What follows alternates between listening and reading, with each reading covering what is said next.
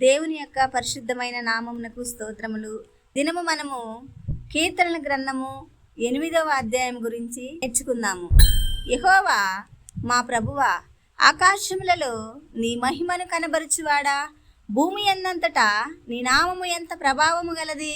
శత్రువులను పగ తీర్చుకొని వారిని మాన్పివేయుటకై నీ విరోధులను బట్టి బాలుర యొక్కయు చంటి పిల్లల యొక్కయు స్తుతుల మూలమున నీవు ఒక దుర్గమును స్థాపించి ఉన్నావు.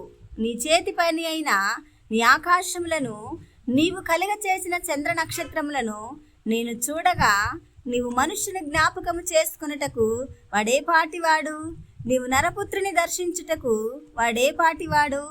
దేవుని కంటే వానిని కొంచెము తక్కువ వానిగా చేసి ఉన్నావు.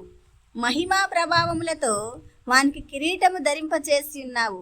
నీ చేతి పనుల మీద వానికి అధికారం ఇచ్చి ఉన్నావు.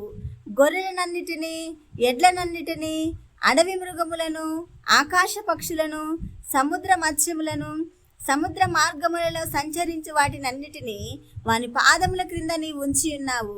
యెహోవా మా ప్రభువా, భూమి ఎందంతటా నీ నామము ఎంత ప్రభావము గలది. దేవుడు ఈ వాక్యమును దీవించునుగాక. ఆమేన్. నాకు ఇంకెవరు లేరు, నీ చెంతే